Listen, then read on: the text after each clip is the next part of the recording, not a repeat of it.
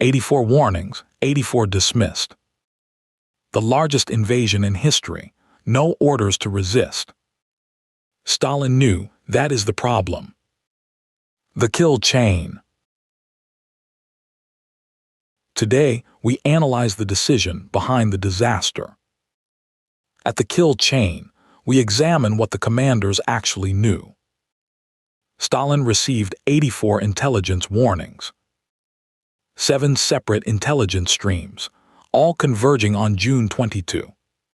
On each report the same annotation, British provocation. These documents survive. His handwriting is on every one. The 2004 Russian archive release confirmed what historians suspected. Not ignorance, a deliberate decision to disbelieve. To understand why, we must understand what the purge destroyed. Between 1937 and 1938, Stalin shot 3 of 5 Soviet marshals, 13 of 15 army commanders, half the entire officer corps. What replaced them were loyal men with no combat experience. Tukhachevsky had theorized exactly this kind of attack. Stalin had him shot.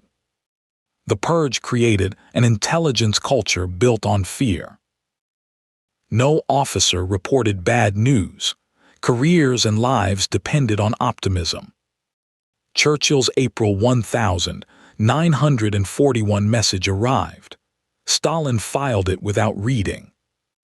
Churchill could not reveal his source. That source was Ultra. The source that had broken Enigma, but could not be disclosed. Without the source, Stalin had no way to evaluate the claim. That was Churchill's dilemma: warn Stalin and lose the greatest intelligence asset of the war. What strikes us about this moment? The intelligence was correct on both sides. The failure was not collection, the failure was acceptance. Here at the kill chain, subscribe so you don't miss the next operation. The border troops had orders not to fire on German reconnaissance aircraft. Stalin's orders, even as German aircraft mapped every Soviet airfield. What would you have done? UR Zhukov, June 21, 11 p.m. Zhukov had the intelligence. He needed permission to act on it. It never came. The NKVD delivered 7 intelligence streams to Stalin in May 1941. Stream 1, Richard Sorge in Tokyo. He had the exact date. Stream 2, German military attaché reports from 14 capitals. Stream 3, border district commanders reporting German troop buildups. Streams 4 through 7, agent networks across Poland, Romania, Hungary. All 7 streams were forwarded to Stalin with recommendations. All 7 were returned with Stalin's handwritten dismissal. Richard Sorge sent Moscow the exact invasion date. He was embedded in the German embassy as a journalist. He had the date, force composition, and primary axis of advance. Stalin marked his file, suspicious source, not to be distributed. Sorge was arrested by Japanese counterintelligence in October 1941. The intelligence was perfect. Stalin's political calculus was not. His theory: Britain was provoking a Soviet-German war to relieve pressure on itself. At this point, Stalin had 3 options. Consider them. Option 1, mobilize the Red Army, signal readiness, invite deterrence. Option 2, diplomatic engagement, negotiate to buy time. Option 3, do nothing, assume the intelligence is disinformation. Stalin chose option 3. His strategic logic was not irrational. The Soviet economy was not ready for war. He needed months, not weeks. His T-34 production was ramping up. A 3-month delay could change the equation. His fear: That mobilization itself would provoke the attack. Historian Viktor Suvorov's controversial position: Stalin was planning to strike first. David Glantz rejects this interpretation. The forced deployment does not support it. Here is the fact that reframes everything. On June 21, a German corporal swam the river. Alfred Liskow. He surrendered to Soviet border guards and told them the exact time. The report reached Stalin's desk. His response: shoot the provocateur. Liskow had told the truth. The order was issued anyway. At 3:15 a.m. on June 21, the artillery opened across the full 1,800-mile front. 6,000 Luftwaffe sorties. Soviet Air Force gone in 48 hours. 1,200 aircraft destroyed on the ground. Stalin's orders had forbidden dispersal. Soviet commanders called Moscow for orders. Many received no answer. Stalin had gone silent. Konstantin Pleshakov documents a 10-day withdrawal. No orders to retreat, no orders to counterattack. The command structure was paralyzed. The Bialystok-Minsk pocket trapped 340 Soviet soldiers in 17 days. The documents we read building this episode raised a sharp question. We verified the 84 figure against 3 independent sources. All confirmed it. The Soviet side of the failure is now clear, but we have only told half the story. The German side also failed, not to collect intelligence but to believe its own data. 2 intelligence failures, 1 catastrophe, and the war was not yet a week old. German intelligence had a fundamental miscalculation at its core. Their Soviet order of battle estimate, approximately 150-200 divisions. The actual Soviet mobilization potential, over 600 divisions. German planners were off by a factor of 3. They knew it. Halder's Diary, May 1941.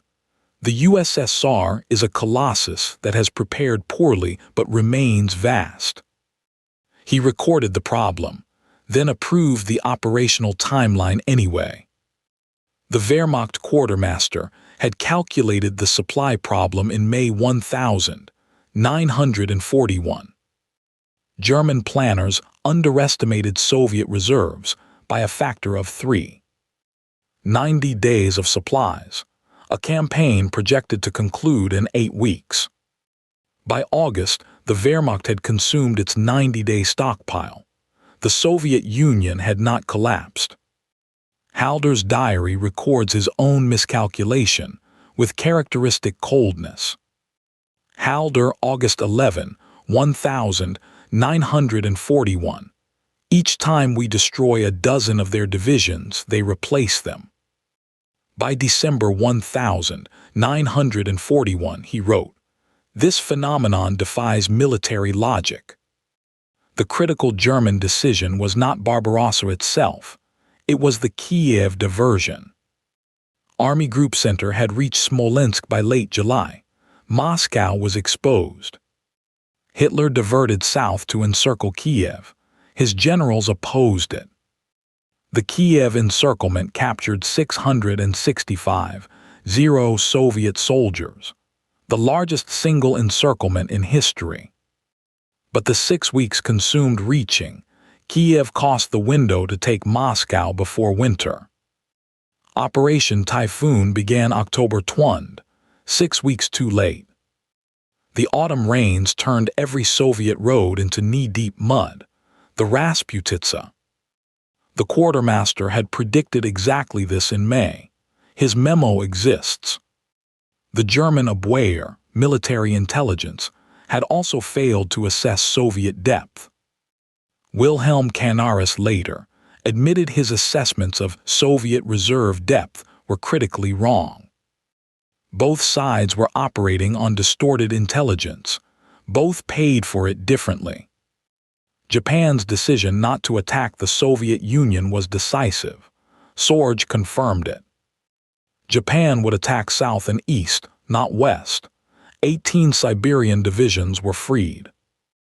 Those divisions arrived at Moscow in November and December 1941. The German advance froze, without winter gear, without intelligence that this was possible. The Barbarossa campaign failed at the strategic level before a single shot was fired. 2 intelligence systems, 2 catastrophic failures, both converging on the same frozen road outside Moscow. By December 1941, the Wehrmacht had lost 830 men. Soviet dead and captured, over 3 million in 6 months. The intelligence failure did not end with the opening barrage. It compounded daily. Pavlov, the Western Front commander, was arrested within 2 weeks. He was shot on July 21. Stalin needed a scapegoat. The archive confirms it. The real failure was systemic, built into the purge's architecture years before. Zhukov survived because he was the one commander Stalin trusted to fight.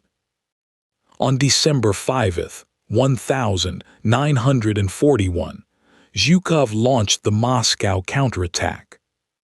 German forces were pushed back over 200 miles in 6 weeks. Barbarossa had failed. The war would last 3 more years and 20 million more deaths. What did the Barbarossa failure change? Specifically, what doctrine did it rewrite? First, strategic intelligence assessments must account for enemy recovery capacity. The German assumption was, destroy the first echelon, the state collapses. That assumption has been disproven in every major conflict since. Second, intelligence culture determines what commanders are willing to hear. The purge destroyed Soviet intelligence honesty. The result was 84 warnings dismissed. The same dynamic explains Iraq's WMD assessments in 2003. Different actors, same failure mode. Third, strategic deception requires a willing victim. Stalin helped deceive himself. Ian Kershaw's assessment. Stalin's psychology made him the perfect mark for confirmation bias. He was too intelligent to be fooled, and exactly intelligent enough to fool himself. Here is our assessment of Barbarossa's intelligence failure. Neither side was simply incompetent. Both systems had the data. Both systems failed to process it correctly. The Soviet failure was political, Stalin's psychology and the purge's cultural damage. The German failure was analytical, confirmation bias in reverse. They only looked for evidence of fast victory. The Barbarossa disaster led directly to the rewriting of NATO intelligence doctrine after 1949. The principle, dissenting assessments must be documented and reviewed, not silenced. That principle traces a direct line from Stalin's 84 dismissed reports to modern DNI oversight. The sources we relied on for this analysis are worth naming explicitly. David Glantz at the U.S. Army War College remains the definitive Western authority on the Eastern Front. His stumbling Colossus documents Soviet pre-war readiness failures with archival precision. Konstantin Pleshikov's Stalin's Folly is the most granular account of the first 10 days. The sources conflict on one critical point: the extent of Stalin's personal paralysis. Pleshikov documents 10 days of near catatonia. K.H. Levniuk's biography contests this. We cannot resolve this. The most reliable document, Stalin's appointment diary, shows visitors on June 2020. What we know for certain, no effective orders were issued in the first 48 hours.